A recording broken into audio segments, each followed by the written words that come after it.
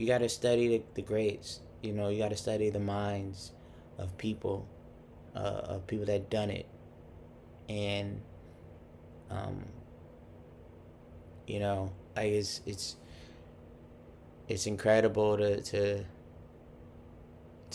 listen to the interviews of the Michael Jackson and the Michael Jordans and Whitney Houston's, and you know, there is a level of class, there's a level of hunger, there's a level of obsession, you know, there's a level of eccentric,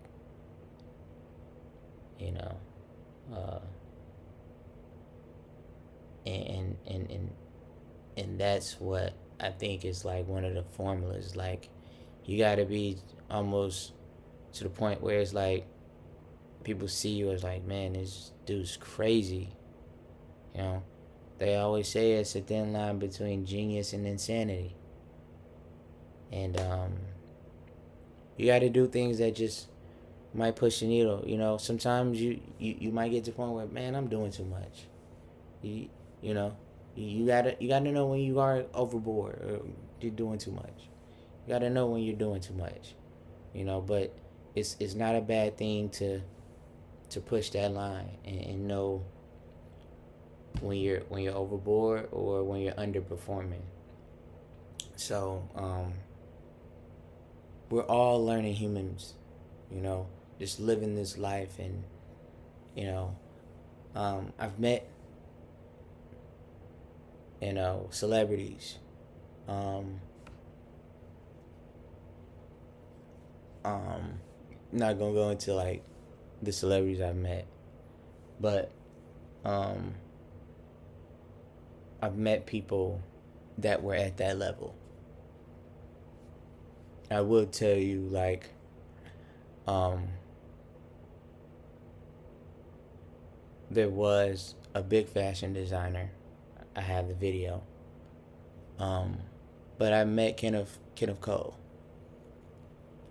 uh, and it was, you know, when you know, for a person, you know, that's into fashion and understands, and you know, just understands the importance of certain people that pave ways for other designers. It was important to step out my way and shake his hand, and to just, you know, I think the most important thing for me is like, it's not a matter of like, people get in the space of people that are important and have accomplished things, and they want a handout, and it's like, sometimes you want to just be in the space of people that's done great things to make you realize that you're no different. I've been in the space of very accomplished people, and I realize I'm no different than them, that I'm capable, you know? And I think because when you live your whole life looking at these people that are just, it looks like they're larger than life when they're on these platforms, and but when you get in the face and you look at them face to face, and it's like, this person's no different than me, you know. They may have done things to put themselves at a certain level, but they're no different. And that was like the big distinction in just meeting more than just, not just Kenneth Cole, but just like, just meeting people that are very respected in their fields. And that was just like a big lesson um, that I was just taught, you know, being in a space of just, you know, people that are accomplished, you know, that they're no different. Um, I just like You know, when people underestimate me as well. Um, I've had so many ups and downs in my life. Um, Even now, like, you know, I've experienced, a lot of things. Like, and I can admit, like, growing up, you know, I was very lazy. I had a lot of things. I wasn't born, broke, or I had a very middle class, lifestyle. So, and I'm not afraid to admit that. I don't want people to, oh, well, I was like, nah, like, and I think that's one of the hardest things when you grow up in a two-parent household with everything that you had. You had a dad in your life, you have a present father, you have, you know, a family with parents that are in the same household, that are actually still together to this day. Like, it's a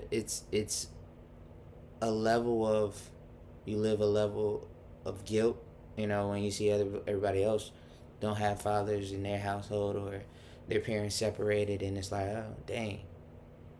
But you also are grateful, because I could have easily not had that, like I could have been just an inch away from not having that. And I'm extremely grateful, but it made me very lazy. It made me, because I had everything. I didn't.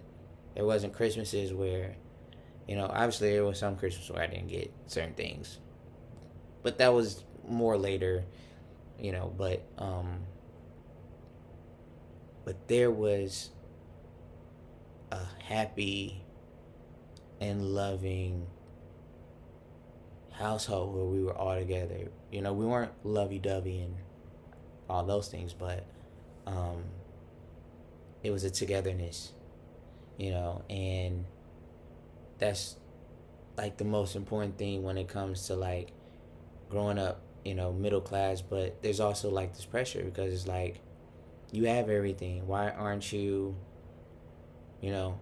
But I think one thing I can't take from it is like, sometimes it makes you very content with life, and it starts to create this bubble that you don't have to work hard, or you just don't see the reality, the harsh realities that everybody face, when you grow up with everything, you know.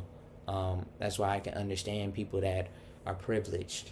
I'm not saying I was fully privileged, but I had things, and I didn't, go hungry, you know. But I didn't live like I said, I didn't live a rich life, but I had things that I wanted, but it made me very lazy. And I could be the first person to admit that. I could be first. But I think what helped me overcome and made me become just even more hardworking was just